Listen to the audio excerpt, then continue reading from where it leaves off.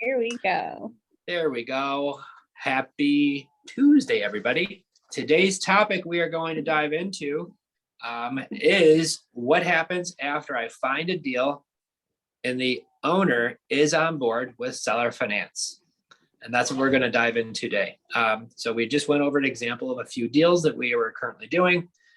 But what happens when you talk to that seller on the phone or you're through messaging and you say it's a turnkey house in a beautiful neighborhood, you've asked all the qualifying questions and you're realizing a low cash offer won't work on this property. Maybe because it's a turnkey house in a beautiful neighborhood and that doesn't make sense. What happens when they don't have any equity and you can't give them a low offer without having to do a short sale? But that's really difficult. Have you tried to do that before? Because we have, right? So what's the next step? And this is why we love the creative finance offers. So for us, once we have a seller say, yes, they're open to terms, we're going to identify, first of all, what the terms are. Here's our whole snapshot of it, guys. Think of it this way. There are 4 terms we really want to know. And it's like having 4 legs to a chair. Okay. So I need to know the monthly payment. I need to know the term length. I need to know the down payment. And last, but not least, but my least important is the price. Those are all 4 legs to the chair. So monthly payment, down payment. So you need to know your cash flow, right? You need to know your term length and your purchase price. So when I look at my purchase price of the property, there are a lot of times where we get a really, really, really good deal. And that's important. You always want to make sure you do. But on some of these deals, where if it's on the market and it's not selling with a realtor because maybe the market's pulled back and interest rates are high, and we buy it for what that seller owes, do we pay more than everybody else would? Probably. But now it boils down to, for us, once again, once we've identified all 4 factors, the first thing I want to do is see is that property cash flow. So I want to run comps, rental comps in the area. And I know a lot of people are also going to want to run Airbnb, and you should. You should also look at other alternatives because that's important. But what if those alternatives for some reason aren't there anymore? What if Airbnb changes and can't do it anymore? And you have to revert back to old-fashioned renting, right? You could do what we do, rent to own, love that. But either way, it's still renting. So you need to make sure when you're underwriting your deal and you're looking at it, does it cash flow?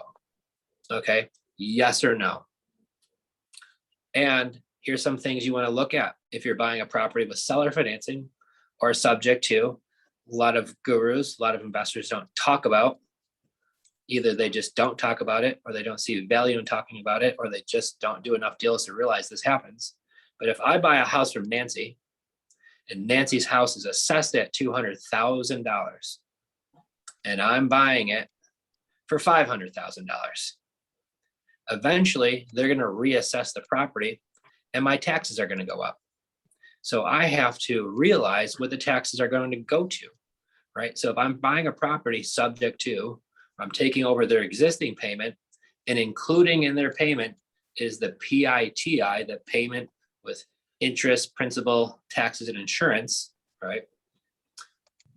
That can change, and it's going to change eventually when they reassess it.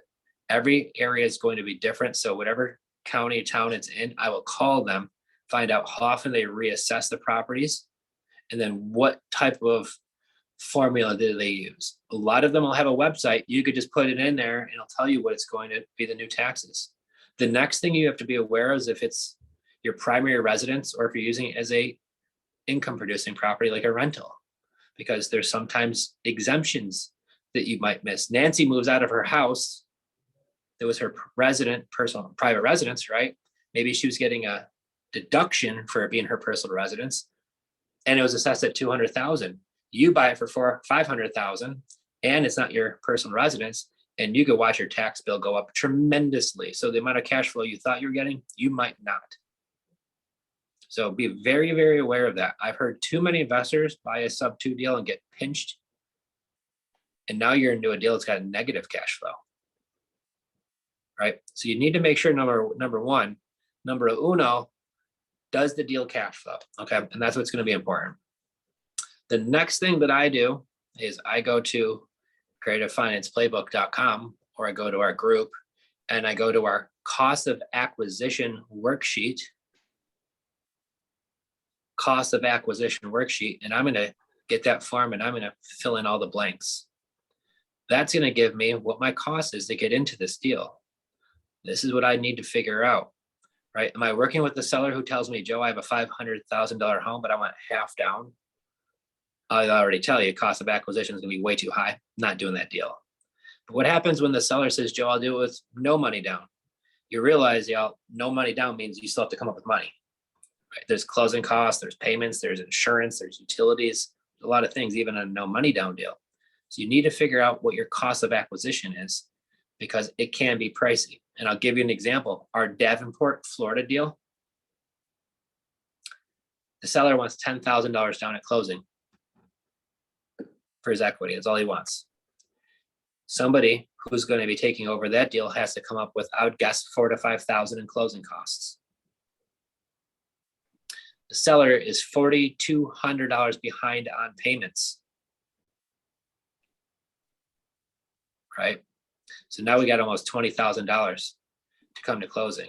And then somebody's going to give us an assignment fee on top of that, right? So where's the value in the deal? 4% interest, turnkey house, built in 2005, not some old house that needs a lot of work.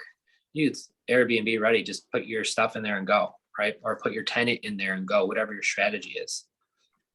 So these are the value of what we're finding in these deals, is making sure you're going to figure out what your cost of entry is, what your monthly cash flow is. Definitely count for your taxes. Make sure you're counting for your insurance policy too. Obviously, making sure the numbers make sense. So if it cash flows and all that stuff looks good, you figure out your cost of acquisition, you're going to look at your location. Is this somewhere where you typically want to buy, or is this somewhere where you don't want to buy? Because if you have a good enough deal, guys, and it's a real good deal, just because you don't buy there doesn't mean other folks wouldn't love to have that deal and pay you a handsome finder's fee for it. So remember that. We find deals and we can't close on them all, so we do assign a lot of them. We do close on a lot of them too. But the one thing that we look at, and I had a good question today from another investor, says, how do you determine if it's a deal that you're going to keep in-house or if it's a deal that you're going to assign to another investor? I said, well, I have my formula. And the number one thing is, does it cash flow? Like I just mentioned to everybody here. Number two, cost of acquisition. Next is location. What's my cash on cash return? Right? And then what's the property like? Am I in a rough neighborhood? Am I in a beautiful neighborhood? Like, what is that like? And then by that formula, I'm going to decide if I'm going to keep it, or if I'm going to wholesale it. And also depends on what else we have going on. Because I love to keep every single property, but that is just a lot to close on. So we do wholesale a lot of them away. But now what happens if you talk to a seller? Because we're running into this too right now, guys, in Florida. What happens if we talk to a seller and the seller says, I will do the deal. We look at their PITI, which is their monthly payment, including everything, and there is no cash flow, right? What do you do now? Oh, Adam, look at you. Yeah, that's right. So he put X, which is assigning your contract and terms. So we assign that contract and terms not to an investor who's looking to get cash flow out of a renter, but somebody who's going to want to live there and own the house. So what we can do is we can turn that into a rent to own, and we could find the owner a tenant buyer. We could write it up under a wrap mortgage, and we could find a buyer for that. And we are very clear with the seller that we are going to bring in a buyer that they get to approve. And if they like the buyer that we find, and the buyer loves the property and they're ready to go, we have a deal, right? And it doesn't cost anything to the seller because our buyer pays us a finder's fee for bringing them the deal. So there's no fees or anything to you Mr. or Mrs. Seller. Those are for the properties that don't cash flow. That's the beautiful house in a beautiful neighborhood that doesn't cash flow. And there's going to be a lot of these situations, guys, where on some of these, where if the payment is just too high, keep that in, consideration. We also are selling a deal we're making right now in Hudson, Florida, which is just north of Tampa by probably about an hour. It's like a small little fishing community. Seller bought a house. His interest rate, I think, is 3.75 on the loan. He is moving to Colorado for his job. He even tells us that I will sell you my house sub 2 if you take it over and give me 18 grand down. I was like, holy cow, you even know how to do this stuff. He's like, oh, absolutely. You give me 18 grand down and you could have it. And I said, well, just to let you know, because of your tough HOA rules, we have to own the property for 2 years before we could get on a waiting list to be eligible to even rent this house. So now what do you do there? We're going to sell that house on a wrap to somebody else. So what's going to happen is I'm no longer going to be a landlord on that deal. I'm going to sell that at a 8%, which is still very, very low, at a definitely a little bit of a higher price than we'll be under contract for. And by doing that, we'll be able to cash flow $1,200 and some change a month, not even being an owner, but by being a lender for the next 30 years, how we have that deal structured. And if I have it at an 8% rate, which I always say is being grateful over greedy, your buyer is more likely to keep the loan than if you had a really high rate where down the road they might refinance it, right? Because what am I trying to do here? I'm not trying to have my buyer refinance it. The true wealth in that is going to be over the next 30 years. Because if you figure $1,200 a month, if all goes well for the next 360 months, take out your calculator, figure it out. It's a lot of money. So on that deal, how does that work? I'm able to buy a property subject to 18 grand down. I know I'm going to resell that property, and I know I'm going to get a big down payment from my buyer. So my 18 grand plus closing costs I spent, I got that money right back from my buyer.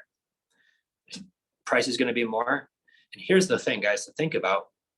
We're able to hold 4 points of interest on $330,000 for 30 years. So if you don't understand that part, that's what finance is by banking. If you look at finance charges and things like that, that's how the banks are all making their money. So if you're able to charge 4 points of interest over on $330,000 based on 30 years amortization, that is a lot of money you're making. Majority of the profit in that deal are finance charges. It's not the markup in the house, although there is both, but the true wealth in that deal is your finance charges. And this is why, once again, there's two theories behind owner financing, and there's some who charge the maximum rate they can, getting the high rates at 10, 12%, but you're asking for your buyer to refinance it. You're asking to draw heat to yourself for predatory lending, for charging too high of a rate sometimes. And for me, I don't want our people refinancing. I really want them in that deal for a long term, because why? I have that deal for a long term. So I'm looking for some of these deals that we'll do now. I'll assign these deals, some of these, and get a $20,000 assignment fee. And there are some deals that I know I want to put in the barn for a really long time and just turn it into a golden goose, right? And that's going to be one of those deals. So I don't want to overcharge the interest rate. So how do I make a deal happen where you can't rent that right away? We're going to sell it under wrap, right? And the neat thing about it is we tried calling the HOA people, said, hey, we might sell it on rent to own, where they're going to plan on owning it. And the HOA is like, beat it. Like, they don't care. The owner of the house says you could sneak a tenant in there, and the people at the HOA aren't that organized. Big neighborhood, they might never catch on. Like, not going to even have to worry about that. Just do it the right way and set it and forget it, right? So we are going to make sure we take our time to find the right buyer. So this is why we close December 15th. We are already looking for our buyer now, because what I would love to do is do a double closing, ideally. But also too, this is why when I look at your cost of acquisition, everybody, when our seller wants $18,000 down plus closing costs, we sack away 3 months of payments too in our cost of acquisition. So when I'm making my overall budget, I'm budgeting that I still might need 3 months before I find my right buyer. So if we start now, I've got 4 months, right? I got 4 months to find somebody who's going to give me my 20, 30, 40 grand down, want to move into a house and not get killed by some high interest rate, get into a beautiful house, beautiful neighborhood with a pool, ready to go. And the true ARV on the property is 300 grand, 330. It's right on the money. So it's not like we're selling a $330,000 property for 500. The deal's right in line. We want to make sure it's affordable.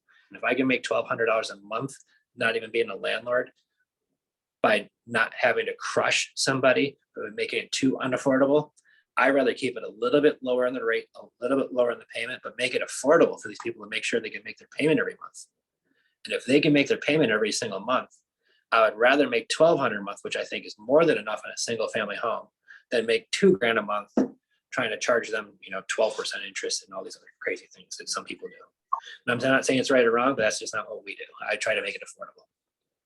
Because you know what? People who don't pay, that's when life gets bad. If they pay you on time, life turns good. And these folks are going to have the opportunity to buy this house without having to also qualify for a mortgage, potentially ever. And some folks are self-employed who've got great credit, but we do run a full background check on them too, just so you know. We have it closed with attorneys.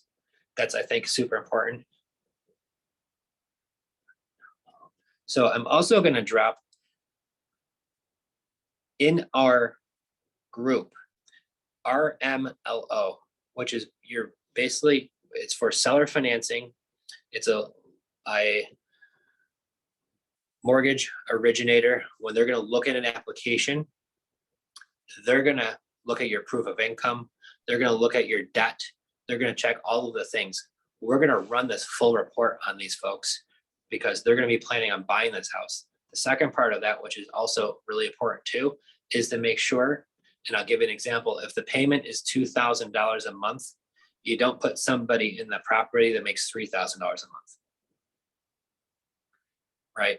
You need to make sure that they can afford it. So we run the full report on these folks to make sure that maybe their credit's not the best right now. Maybe they had some medical bills, right? Maybe they had an old bankruptcy a long time ago, but they've been good since then, but maybe their credit's not perfect yet, right? All these reasons why maybe credit could be a little bit banged up. You'd be shocked. I've seen people with collection accounts from red light camera bills that they didn't pay because they went through a red light camera. And you look at their credit reports, like $150, and there'll be like a dozen of them on there. And it killed their credit because of red light cameras. Some crazy stuff, $15 medical copays that would crush people's credit report. There's all types of reasons why people might not have the best credit.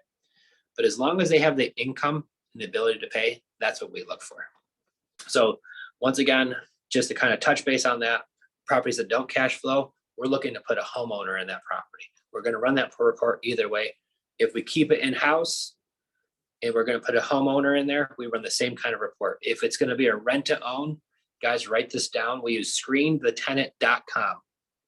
Screenthetenant.com. We did an interview with Paul, the owner. They're based out of Pittsburgh. Great people. If you're ever going to have a tenant buyer that you're going to put in the property, it's really awesome. Paul and his team could set you guys all up with a specialized link. And so if Trace has got a property and he's going to put in a tenant buyer and they walk through the property and said, I love it, Trace, I'll take it. Trace says, okay, great. Let me get you an application. He's going to be able to text them a link, a specialized link. These people fill out their application. It goes to Paul's team. They pay Paul directly. Trace doesn't have to touch a dime of their money, doesn't have to collect their credit card information, doesn't have to do anything. Now, Paul and his team, within a few days, are going to give you a 70-something page report on these people. One person, two applicants, how many are on the application. And they're going to tell you that their income, satisfied to be able to handle the monthly payment and the pricing amount of the house. They have credit issues, and it takes them 18 months to 24 months to get mortgage ready. They'll recommend if they need credit repair or not. If they do, they do it in-house. All of these different things that they can do. So once again, screenthetenant.com is awesome. I will warn you, you don't have to read all 71 pages. They send you a snapshot. It's like 2 paragraphs, and they're going to break down what these people look like. But these are what we use to find our tenant buyers. So if you go to 585renttoown.com, or same thing on Facebook, you will see a lot of our properties. I think we have a handful of them right now. Niagara Falls, New York. We got one in Ohio. We've got one here in Florida coming up soon. So we have a bunch of those right now, and we love working with tenant buyers, guys. We could go into a whole different class of that. So just get back on topic so I don't veer too far. Seller says yes. I'm going to get the 4 questions, right? What are my price? What's my payment? My down payment, right? And my term length. Term lengths are important. We don't want short-term lengths. We want a long-term length. So now, once I figure those 4 factors, I take it to a next level. Is it cash flowing? This is an area that I want. My cost of acquisition. If all these things look good, I'm going to want to keep that in-house. If it's a property that is cash flowing and all the stuff is good, but maybe it's not my area, I'm going to wholesale that. If it's an area property that doesn't cash flow, how can I still help this seller? I could find a buyer, right? And then I get assigned those terms to a buyer. Great job, Adam. Sounds like you got some great training. So those are the things that we're going to look for. And then the next step, guys, this is what I really, really, truly recommend almost before you find a deal. And if you need help, reach out to us and our team. But you need to have a good attorney or a really, really good title company who's going to be able to go through this paperwork and to make sure all your T's are crossed and your I's are dotted, and make sure everything is done properly. I just saw that we have Brittany in here, who is on our team, who is a complete rock star. She is one of our closers. This girl has closed more deals than just about almost anybody I know. She is absolutely amazing, out of Pittsburgh. Sorry, I just saw her pop in here. I had to give her a shout out. But we want to find an attorney who's going to make sure they do a great job. So if you have somebody, yes, we do have a transaction coordinator. She works in-house with us. Her name is Chelsea. She's absolutely amazing. In our group, when somebody says, do you somebody have an attorney or a title company they know in this state, I usually tag Chelsea in there, and Chelsea will say, yes, I really recommend this one, because she knows a ton of them, because we do close deals in all states. We have a handful of them here in Florida. We've got a great one in Texas, but you want to make sure that someone who's familiar with doing this, seller financing, right? How to do the paperwork the correct way, which works in one area, doesn't work in others. And I'm not picking on anybody when I say this, but there are some folks who teach things that are maybe great for their region, but that doesn't work in other regions, right? So, and I love him, give him a huge shout out, but Pace Morby does a great job. But he talks a lot about performance deeds, right? So performance deeds means if I buy your house and I don't pay you, the deed will get transferred back to you. It's a performance deed. So if I don't perform, then you get your house back. That works well in Arizona. In Florida, guys, the judges do not recognize that and does not work in Florida. There are workarounds, but if I tell my attorney, hey, I want to have a performance deed, they're going to tell you to beat it. So this is why it's super important to make sure you do your due diligence to make sure where you're doing business and it's to connect with local professionals, because the success is in the small details. Okay. A performance deed just basically means if I don't pay you, how am I going to get the property back? Or how's the seller going to get the property back if they're not getting paid? There's going to be ways in every single state to have that happen. Now, you might have to do the old fashioned foreclosure, right? There's ways in Florida, it's a judicial state, so it has to go through that system. Well, on our agreement, we can write it up that if we default, the buyer waives their rights to any of that, right? So then they could get the property back really quickly. So there are workarounds, even though performance deeds aren't recognized in Florida. So same thing goes with land trusts. Some states, maybe land trusts don't work as well as in other states. So I heard, folks say there's no need for land trusts. Well, in some areas, it's very beneficial. So knowing the differences and where you're doing business is super important. And that's why I will promise you, if you get your deals in your area, you'll get real good at it. When you go wide like what we do, that's where we experience some pain. I'll be quite honest and open with all of you, is when you're trying to learn all the intricacies in all of these different states and towns and counties, it gets to be a little overwhelming, because what works on one side of the tracks don't always work on the other side of the tracks. Okay. I will promise you there's a workaround, but now that takes up time and it's a little bit of a challenge to figure out what that is. So your connections with other investors are extremely important. So best advice, link up with other investors who are doing business in those areas and find out what they do, right? Find out if they have good connections. And I think that's super important too. Because I see a lot of scary stuff. Question, do I need an LLC, right? See that one a lot.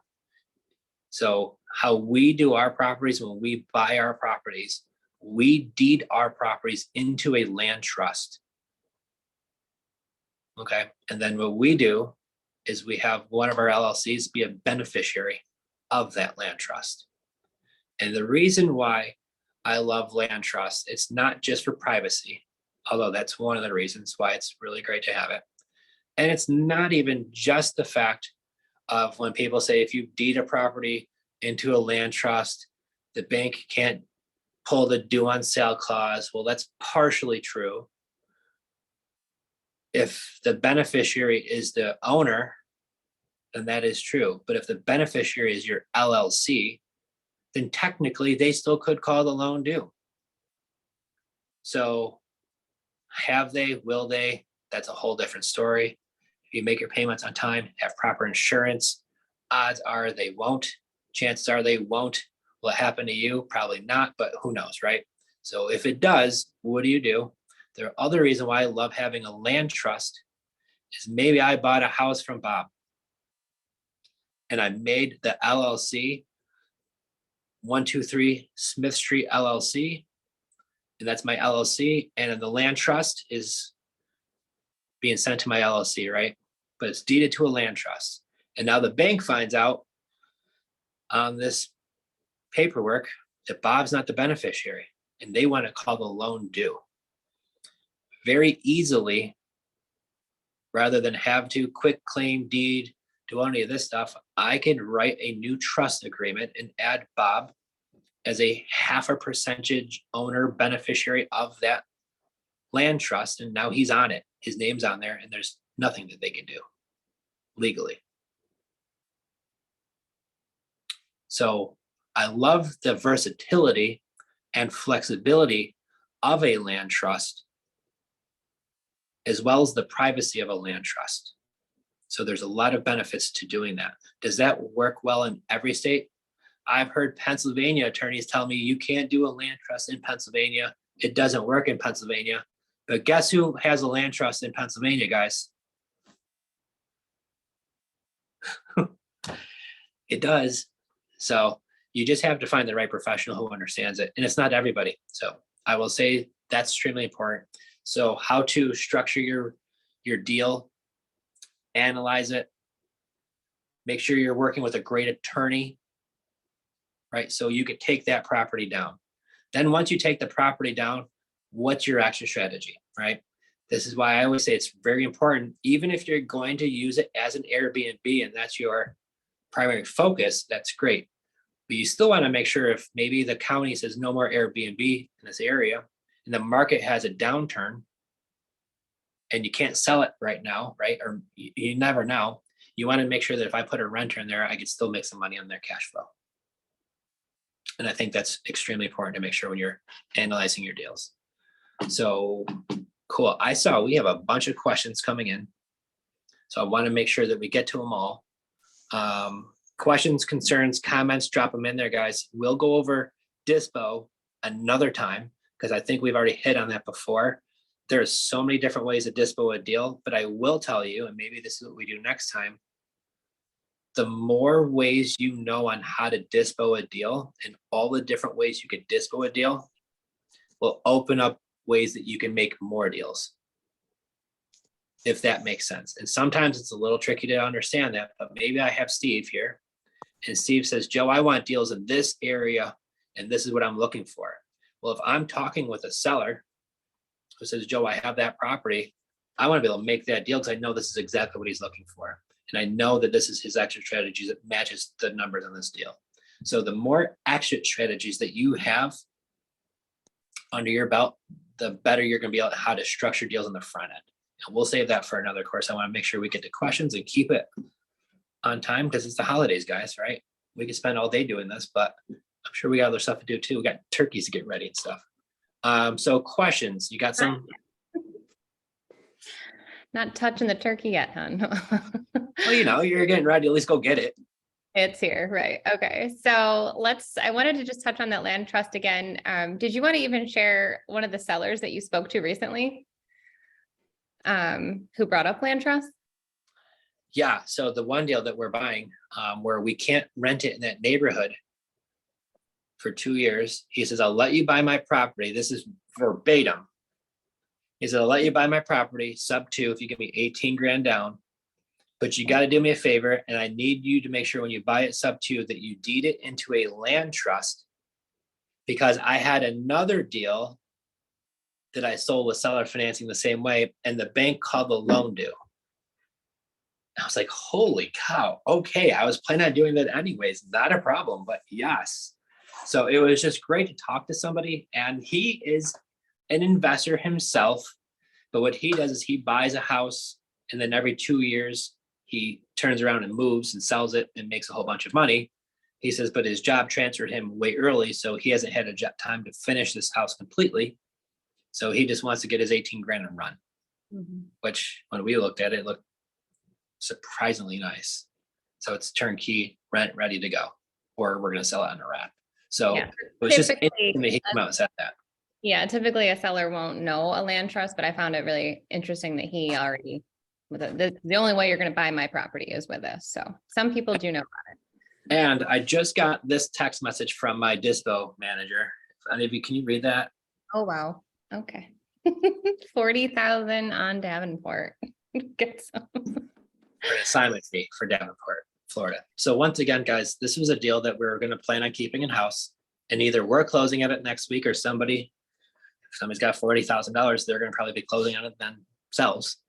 But this is the whole point of it, is if you find an amazing deal, if it's not in an area that you normally buy, it doesn't mean you might not be able to get a nice check with that, like that. So what would you guys do with a $25,000 check, $40,000 check? Like, that's fantastic, right? So it's not just assigning a cash deal, it's assigning these type of deals.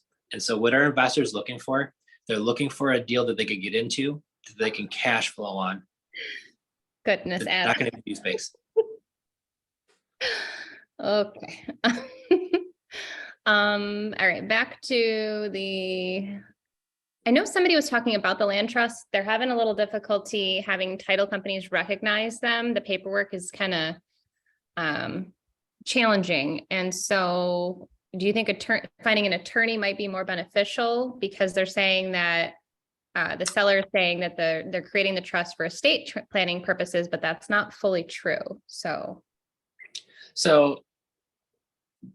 that's what I was always told in my training, was to explain to them it is for estate planning purposes. So that's how they could help understand it.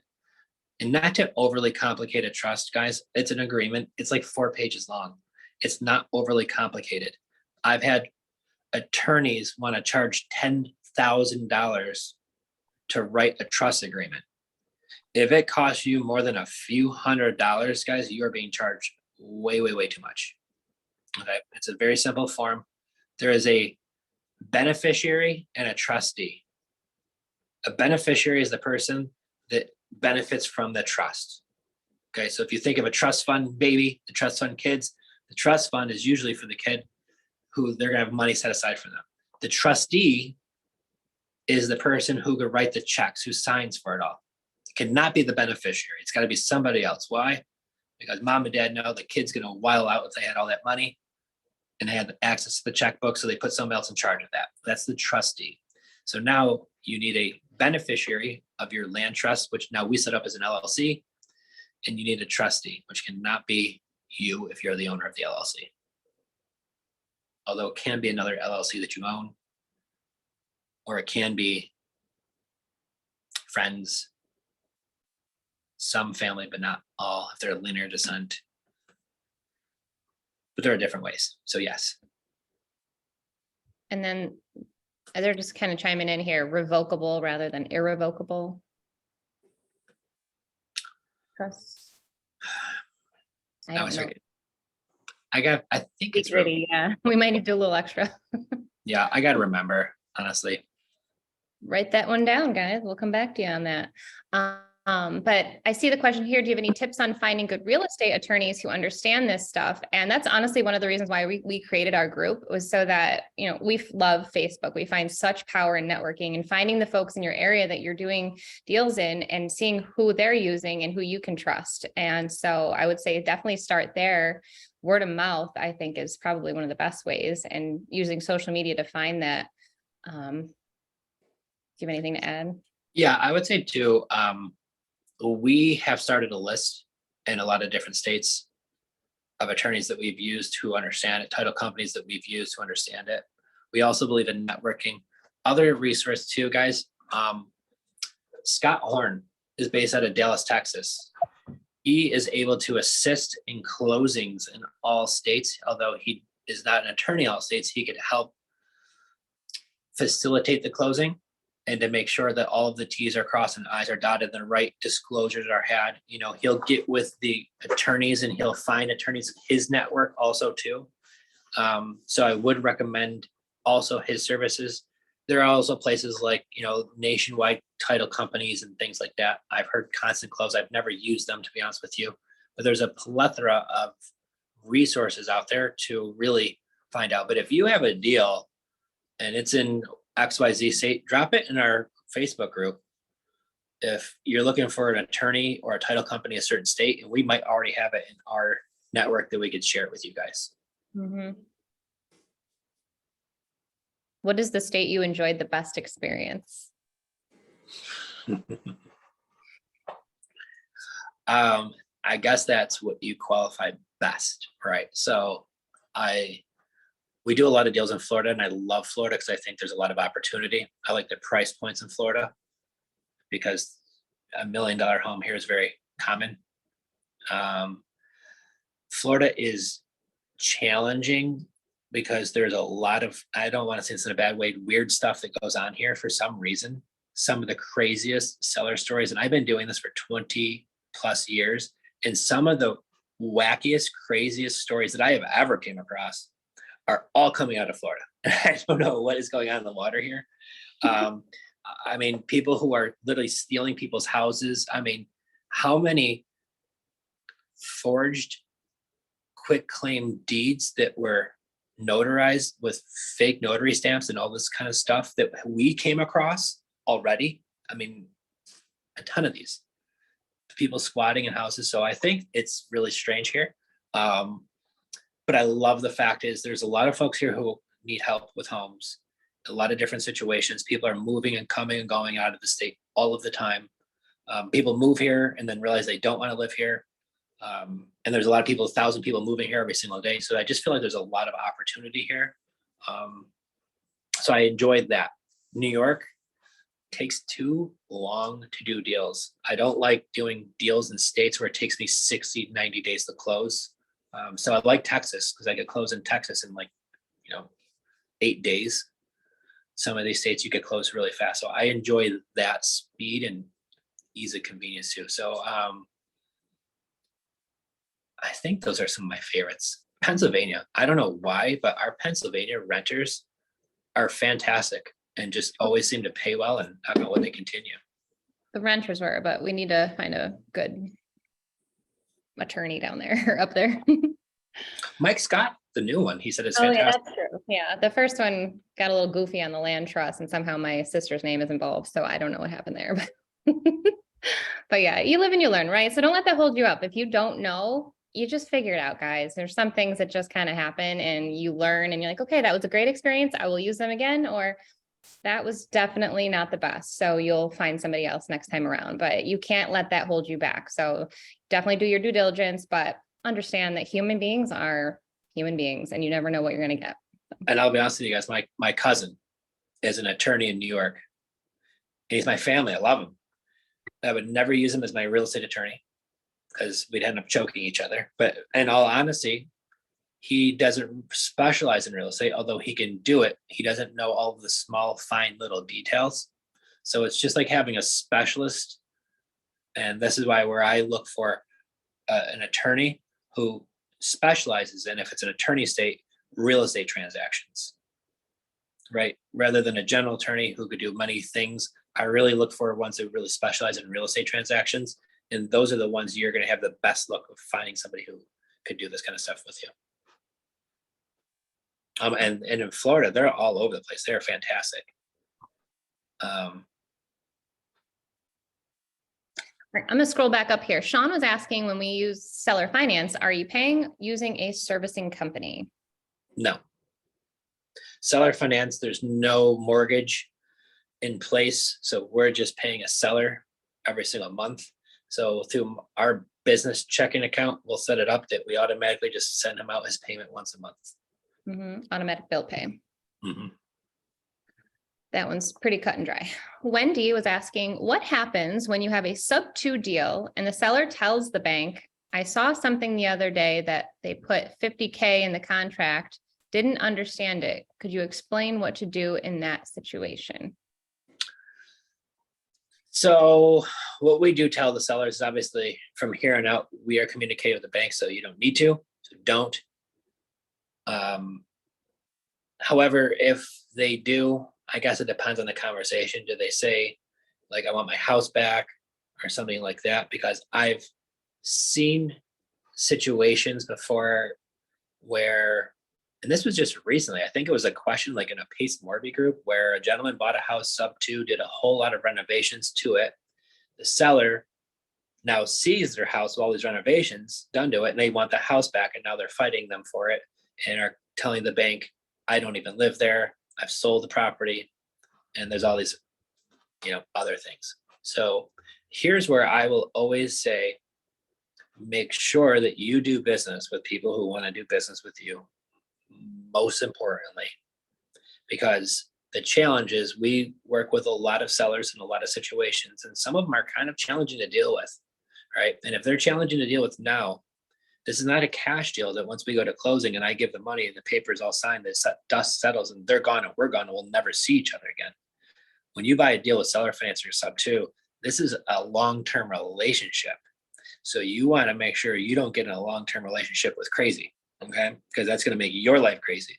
And what I've gotten real good at, and I promise you try to do the same thing, is don't let other people's problems now become your problems. So if somebody's gonna be crazy, don't let crazy into your life.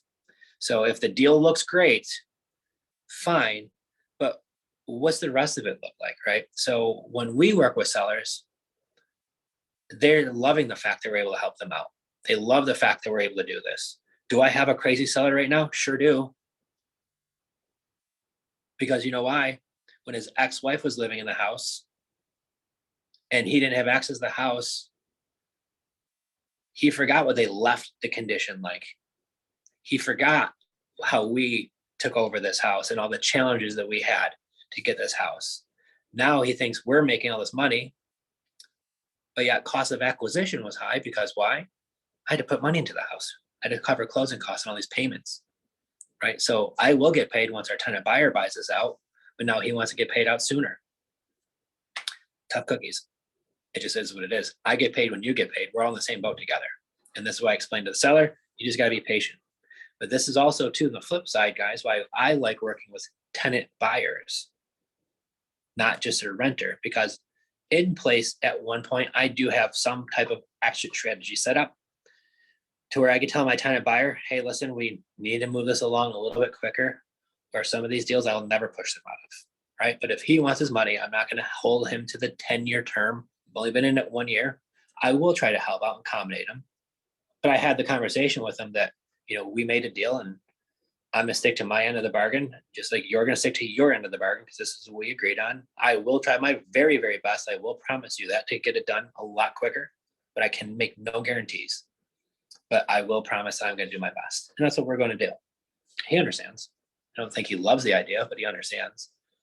Yeah, I think you could honestly go on about that a little further. I'm taking down extra notes here. You guys are coming up with some great questions. I think they're their own lives. So because I think I so badly wish I'd recorded you. The way you handled him, it was all in that, So we'll touch back on that later. I think that's really important because, like I said earlier, humans, you just never know.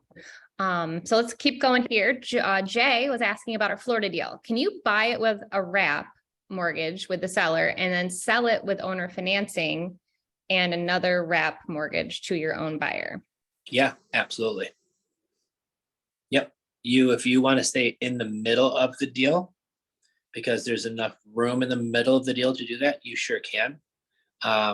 So if my buying it on a wrap, because we buy that on a wrap, I might say sub two, but I will always buy it on a wrap because it makes it easier for other things, much better.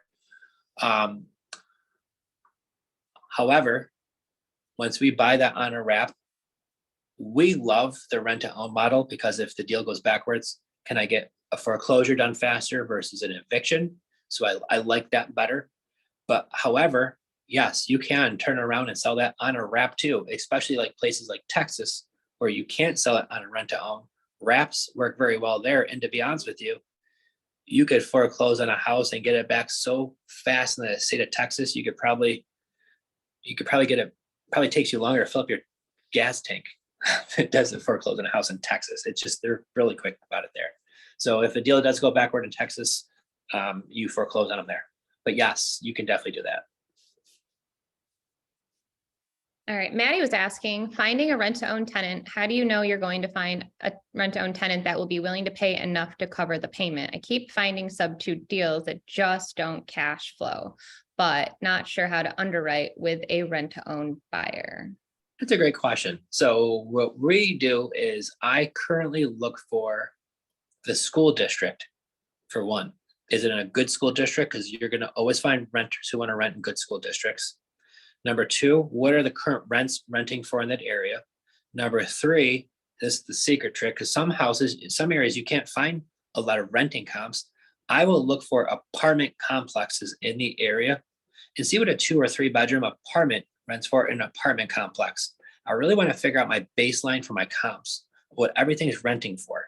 So if I find a 3 bedroom, 1 bathroom apartment in an apartment complex, and that rents for $1,200 a month, I know my 3 bedroom, 1 bathroom house with a garage and a yard is going to certainly get more than that, right? So I want to get my baseline of what houses are going to rent for there. And now I have to obviously figure out if it cash flows at that point. Now, if I'm running into it where it's kind of tight, the one thing I love about rent to own, we don't pay the maintenance, we don't pay the repairs. I do keep the non-refundable option deposit in a kitty account. So I don't have to even worry about vacancies, because a lot of times you're going to want to keep 10% every month for vacancies. A $1,500 rent, there's $150 every month going to a kitty, just in case they move out when they move out, right? That's $150 cash flow we get now, because with rent to own, they're going to plan on staying there. We get that non-refundable option deposit. That's our insurance, guys. That's our security deposit, where if life goes bad on that deal, that's the money we have set aside for that, right? So if we are only set to make $400 cash flow, we don't have to put in repairs. We don't have to put in vacancies in there and eat away at our monthly cash flow because of our business model. So on a tight, narrow deal that maybe you're only going to cash flow, say $300 or $200, we get the full 200. Now to flip that up another way too, we keep the rent as low as we can. We still want to cash flow, but we keep it low, because if you buy a $1 million home or an $80,000 home, what matters most is the monthly payment. Can I afford it? Because I will tell you what, if I sell you an $80,000 home, but your payment's $5,000 a month, some people can't afford that. But if I could sell you a $1 million home and your payment was $500 a month, I'd have a line of people who take it, right? So it's about affordability, and that's what's key. So we keep our rent as low as we can, but then once we find the right tenant buyer, they have the big non-refundable option deposit, we let them know that anything they pay above their rent will get added to that non-refundable option deposit. So over time, it will grow. So some of our tenant buyers like to pay $200 or $300 a month over. Some pay $800, even $1,000 a month over. So Mr. or Mrs. tenant buyer, how much over your rent can you pay every month? And therefore we're able to get a few $100, typically more. So if we were sitting at a $250 cash flow and they pay $200 over, we're getting $450 cash flow. You will get taxed on that as income. And it's yours, it's non-refundable. So you now got $450. Yeah, and we buy these properties, so they're ours, and then we will install a tenant buyer as if you were, putting in a renter, but we love the rent to own model. So I just want to make sure that was clear too, that we're. Also too, now we have a few clients that we've been helping out Well, that too, yeah, but. who love our business model, but don't want to screen the 200 to 300 incoming people per day. Because if you market your properties right, guys, look at our 585 rent to own page on Facebook. You want to know how many people are complaining in the comments? You didn't get back to me fast enough. Because legit, and I'm not being mean, but we get 200 to 300 people per day reach out to us and say, is this house available? I'm interested in rent to own. And we have to ask them all these screening questions to find out, are they really looking for a rent to own house? Do they have the budget? How much money they working with? And if it fits, then we set up showings. Right, I was just trying to make it clear that we're buying a property subject to seller financing, however we're acquiring it. And then we find the buyer. We're not trying to find the rent to own tenant before we, you know what I mean? Like, I just want to make sure that lineage was clear so that that's the way we typically do it.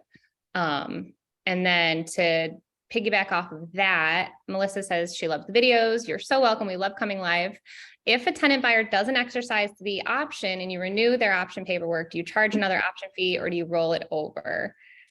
We don't charge another option fee, but what we do is we do adjust the market rent and the price of the home. If somebody gives me 10% to move in on a $40,000 home or a $400,000 home and they give me 40 grand, I give them 2 years. They don't get me cash out in 2 years. All I do is just renew their lease. Here's another year. The rent changed a little bit. It went up to this. The new price is this. We'll see you next year. Simple. You don't even have to change it if you don't want to. That's totally up to you. But there's some we have, there's some we haven't. We probably should on all, to be honest with you. Yeah. Probably should. But we don't kick them out. I'll be honest with you. We don't ever kick them out. As long as they're paying good on time and all of the things are great, like we never want to remove them. It's the golden goose for us. These folks are honestly too, is like what's cool on our end is when we turn a renter into a homeowner, and some will cash you out, some will. But when they do, and they actually get to own the house, and you turn to a renter who, maybe when you first met them, never thought this was a possibility, and now they just went to the attorney's office and or the bank, and they're signing for a house that they just been living in for the last few years. It's a cool thing. They actually have a celebration twice. When they first move into the rent to own process, and then once they buy it out, they have the second celebration. So it's pretty cool. Yeah, it really is a great feeling. And yeah, so the price will increase, obviously, as market rent typically does go up, but we try to keep it as affordable as possible. And especially if they're great tenants, we really want to work with people. And I think you'll always hear us say grateful over greedy.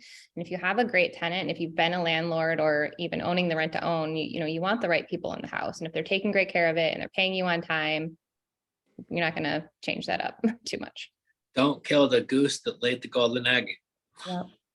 Do you guys have experienced a lot of pushback when you raise the tenant buyer's rent at the end of their term? Not typically, they understand. And like I just said, we don't raise it like crazy. We always say like, we could be charging more, but we love you guys. So we're giving you a break, and our goal is for you to own the home. So we understand too, they're taking care of the hot water tank that breaks, maybe a roof that needs to get a little bit replaced. Maybe they want to do some updating in the kitchen, because even though some of these houses are turnkey, there's still things, if you've owned a home before, that something is going to go, and that's not on us, that's on them. So we are mindful of that as well. Right. Do you charge an option fee when they first move in to cover the cost of getting into the deal? Absolutely. That non-refundable option deposit, that NROD, you will hear us say that a lot. They're very aware it's non-refundable, that's going towards the purchase price when they do execute the option to buy. And like Joe was saying earlier, that's kind of our security deposit, but instead of first and last month's rent, we're getting a substantial amount down. We aim for 10%, but we never tell them that. We definitely went really into detail the last couple of lives. So if you haven't checked them out on YouTube, make sure that you like and subscribe. We were working on that. So go check that out, because I know the last 2 lives we've done, there's been a ton of rent to own questions and they were great. So we covered a lot.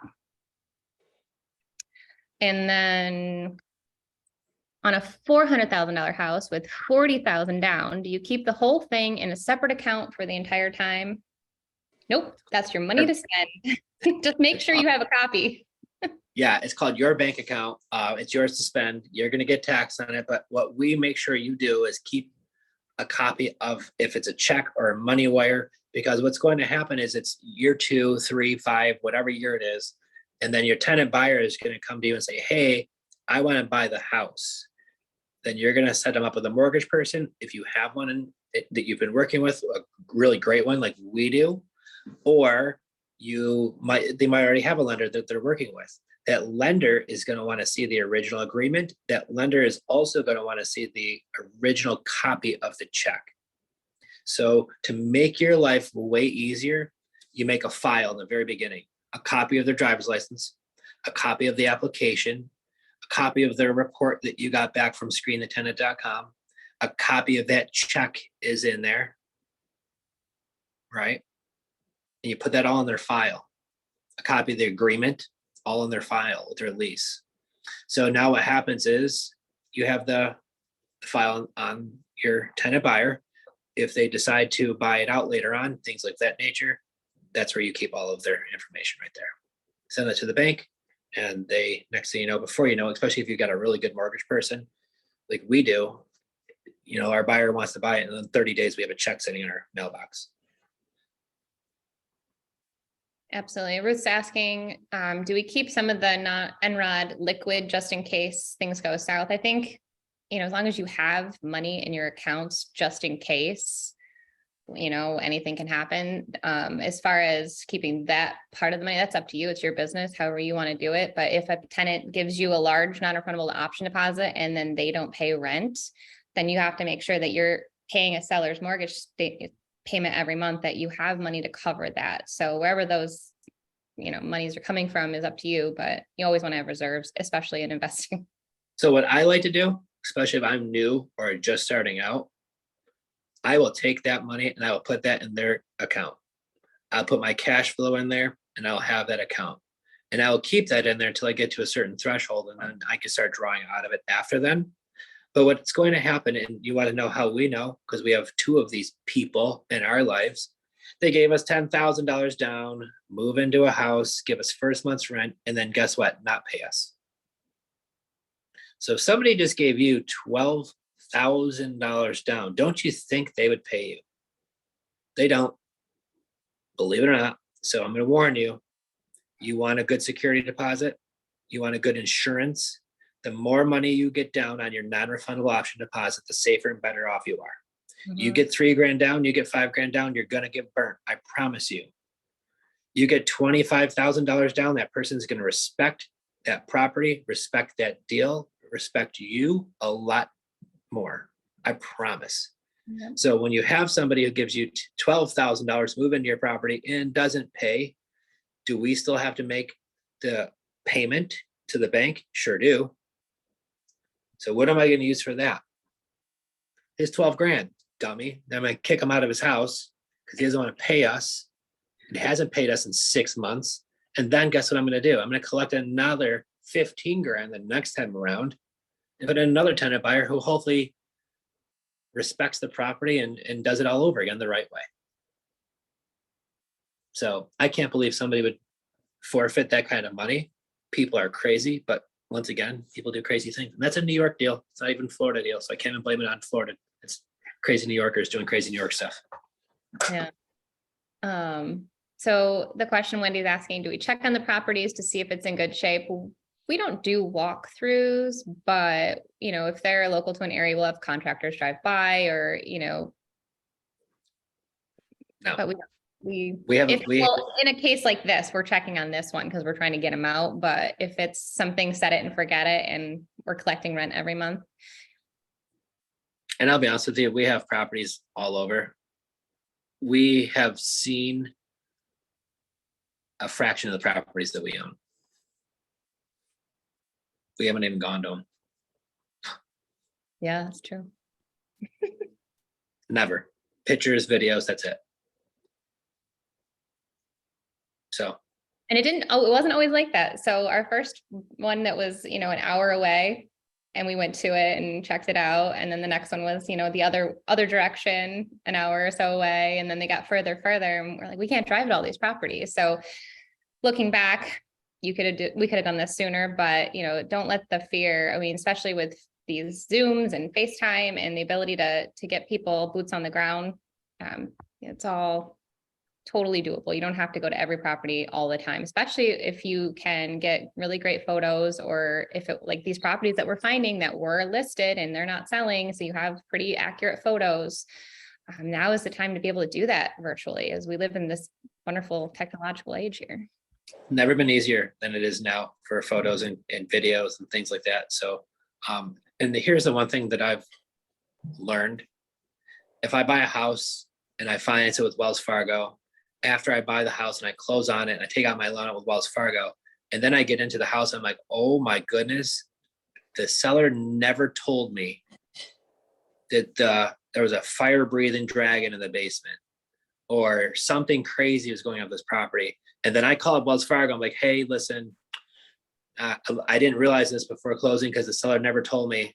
I'm going to give the property back to you guys. It's yours now. Like, that doesn't work that way, guys. They're going to foreclose. It's going to blow up your credit. It's a bad thing.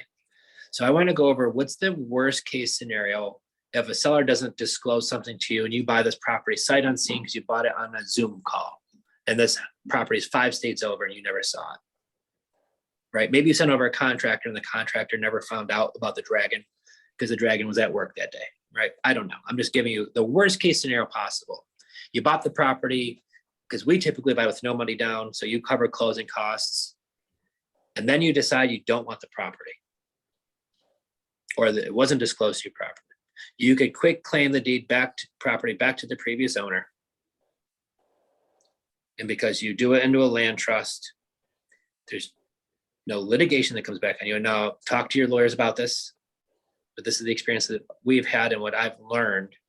But you could quick claim a deed property back to the owner, and the only thing you would forfeit would be your initial closing costs.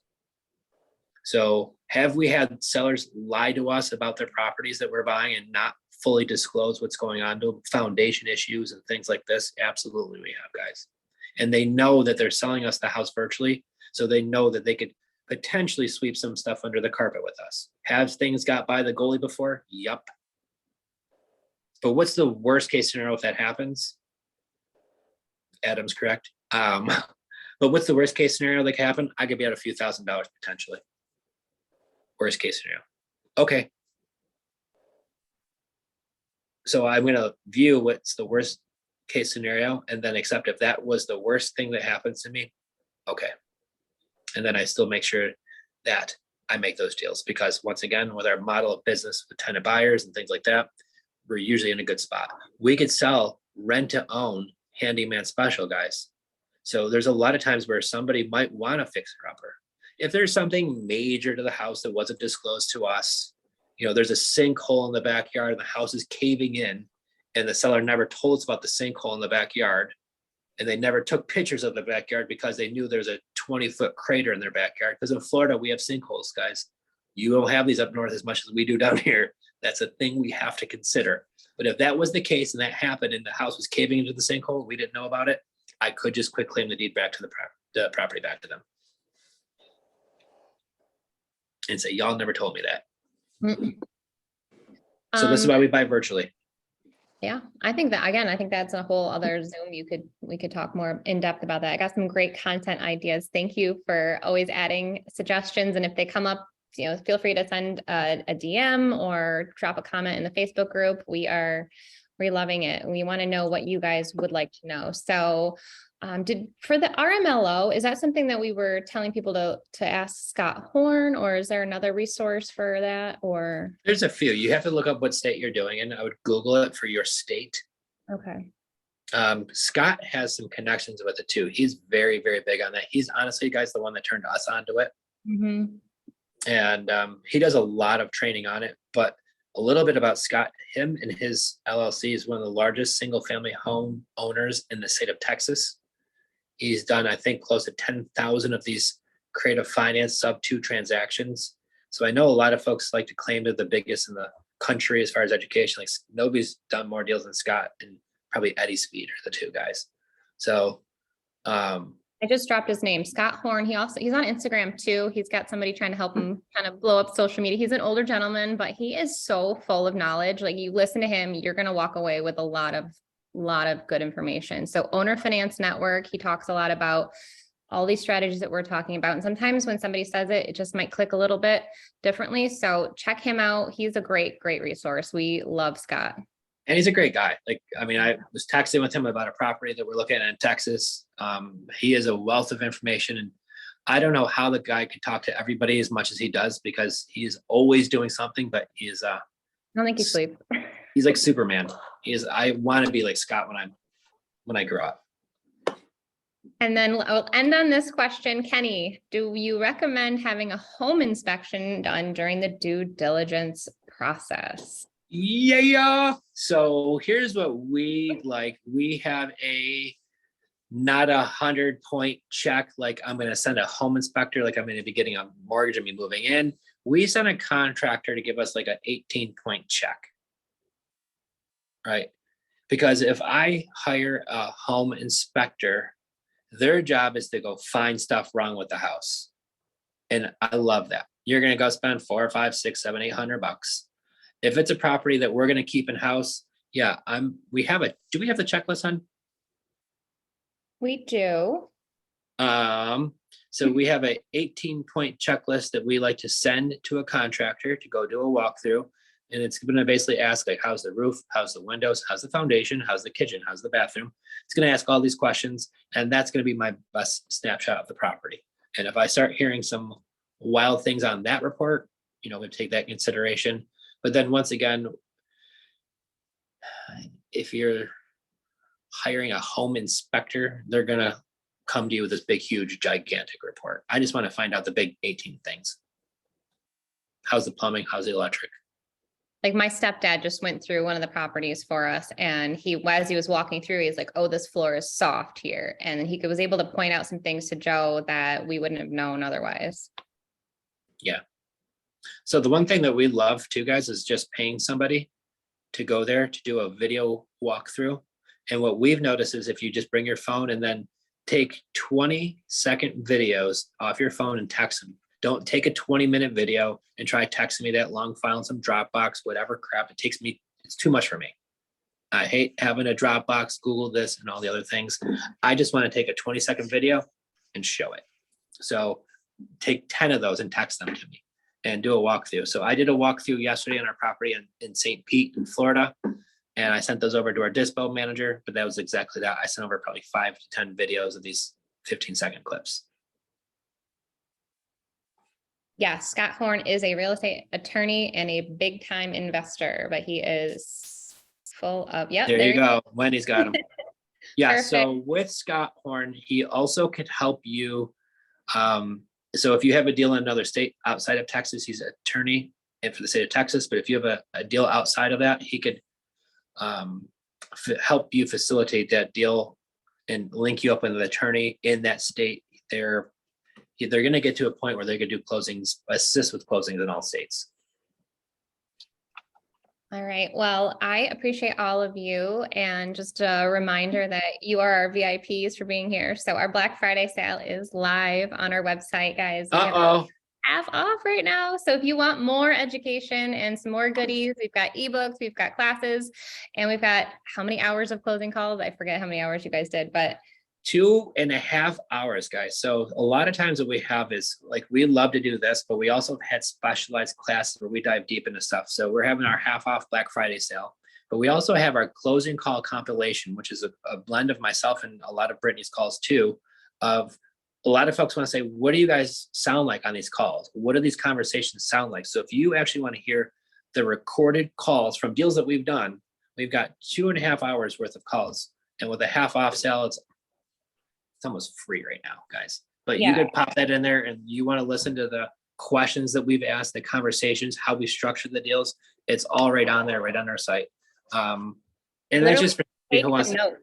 Yeah, listen to Joe as he's on the phone, or Britt, and like write down, like stop the call and write down what they're saying and hear how they're navigating some of the tricky waters that can be when you're talking about subject to, because you're not going to say that to a seller. You're going to word it a little bit differently and really hear the ins and outs of that. So super exciting. When we have a new hire, and when we have a new hire and we have a team, this is exactly what we train them with, is exactly the stuff. So you're getting all the stuff that we train in-house. It's super awesome. So check that out if you guys are interested. If not, we will see you back here next Tuesday. We love the questions. If you have got more questions, please submit them. I'd love to be able to go over these too. And then obviously same place, same time next Tuesday. And if you have some topics you'd love to see, please send them over. We'd love to go over it. Thank you for this one today, guys. So we're thankful for you guys. I'm so grateful for all of you, and let's go do some deals. Yes. Happy Thanksgiving, y'all. We'll see you next week. All right. Take care, everyone. Bye. All right. Bye.